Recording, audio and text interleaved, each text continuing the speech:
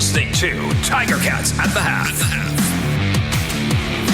You are listening to Tiger Cats at the Half, presented by My Insurance Broker. Bubba O'Neil along with Andy Fantuz. And in the pre-game show, we talked about the Tiger Cats players having some enjoyment, having an ability to celebrate. And so far, Andy, we're seeing a little bit of that as the Tiger Cats lead 10-3 in what has been a very effective half on the road. Yeah, it's great to see. You got to love almost everything that the Ticats are doing tonight, and you can tell they're having fun and they're flying around. There's hard hitting. They're offensively, they're getting pushed on the line of scrimmage, which is great to see. James Butler getting over the line of scrimmage before being touched a number of times. That second drive of the game, James Butler had 9 carries for 56 yards, including that touchdown, which he took the direct snap and went high over top of everybody. 3 of those carries were over 10 yards in that second drive.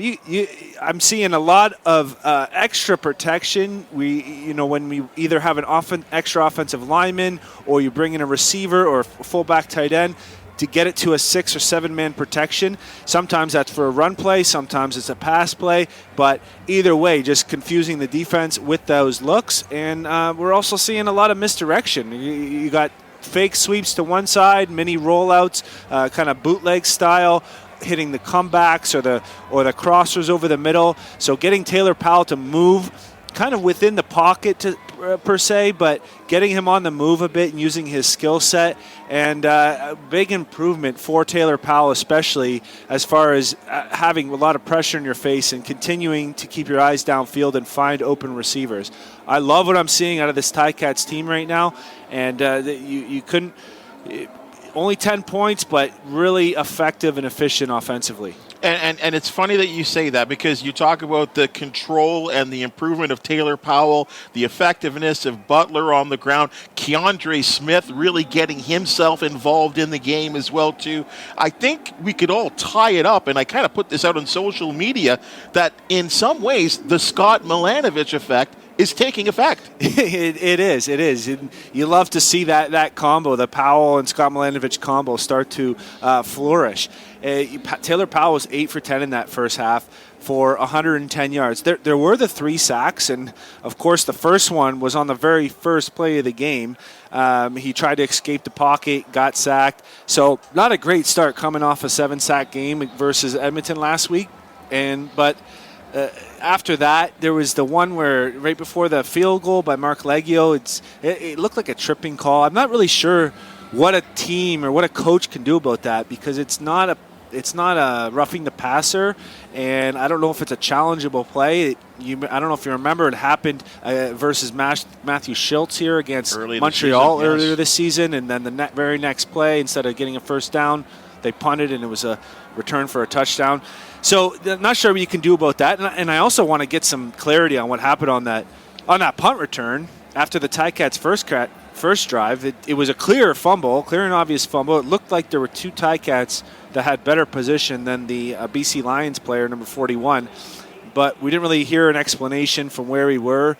Maybe that BC guy ripped it apart. I don't know. Can I say it? I thought it was a clear fumble. Oh, it was a clear fumble. No the question. Player was not down. I saw 2 Tiger Cats right in the area of the ball, ready to scoop up a fumble before a BC Lions player was even close to even battling for the football. But we're going to definitely have to ask Coach Steinauer about what kind of explanation he was given. We saw several angles, and in fact, I thought the best angles on exactly what happened.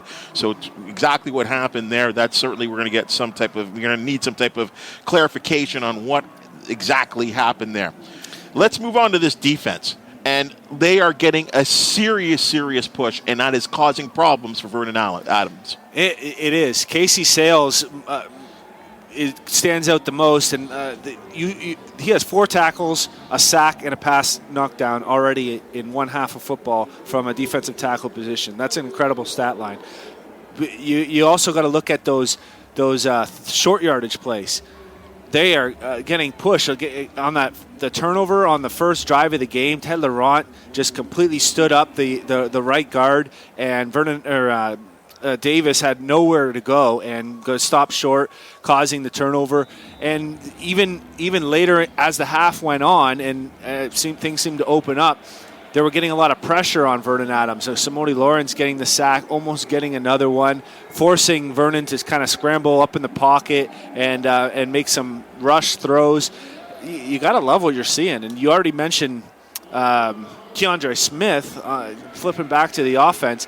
He's been sort of found late in the progression read, but able to make subtle moves after the catch that are critical to get extra yardage to pick up those second and long conversions, so to pick up a first down. So you got to love the way he's playing.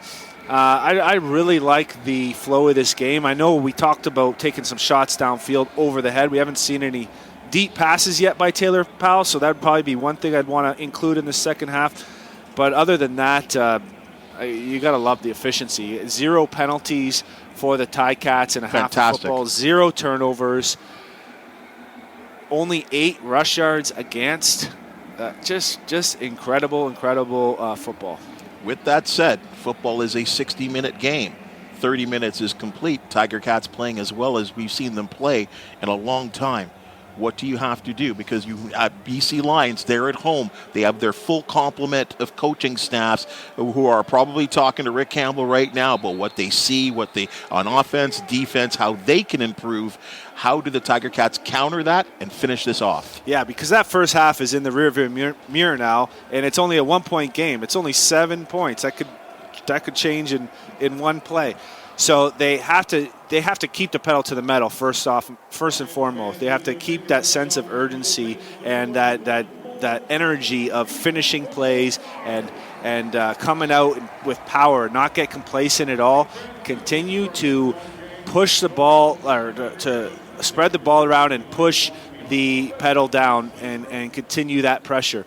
Defensively, you got to expect that they're going to try some more shots overhead at some point, so you can't get too you got to stay in the moment. Just keep your focus, basically, and not let those guys get beyond. But you got to love how Mark Washington's dialing up the different blitzes to get pressure on Vernon Adams. So a lot of the same on both sides of the ball. So not a magical answer, but really it just comes down to staying clean and disciplined, 0 penalties.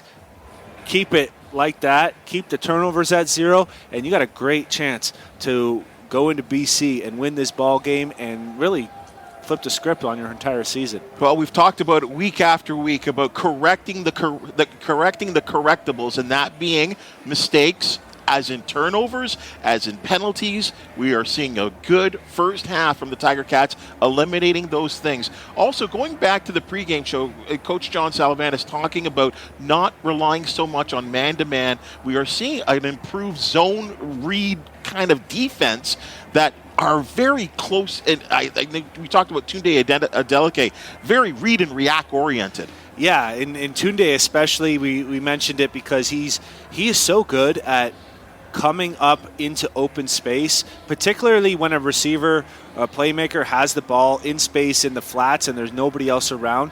To come and make that tackle one-on-one is a tough job, and he's done it twice here tonight, and we've seen him over the years do it time and time again. Sure tackling is so important, key to success in this game, and we got to say James Butler. Keep feeding him the rock. I mean, He's got 13 carries for 75 yards, plus a couple catches for some yardage. So keep feeding him the rock because he's making it happen. Mistake-free offense, an attack-oriented defense, and special teams that are doing the job. Tiger Cats 10, Lions 3. The second half is coming up with Luke and RJ ready for the call. Let's finish this off, and let's talk about a victory, hopefully coming on the Tiger Cats Audio Network.